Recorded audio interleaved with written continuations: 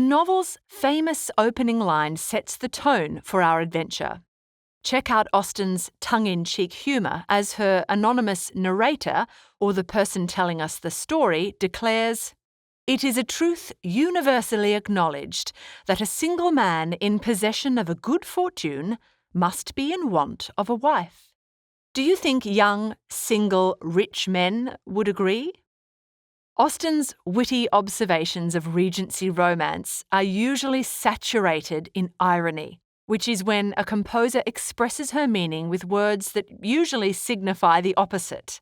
That's what makes it so funny. What's universally acknowledged in Regency England is not that young, single, rich fellas want wives, but that young, single ladies want rich husbands. In fact, the hot pursuit of eligible bachelors is what drives most of the action in Pride and Prejudice.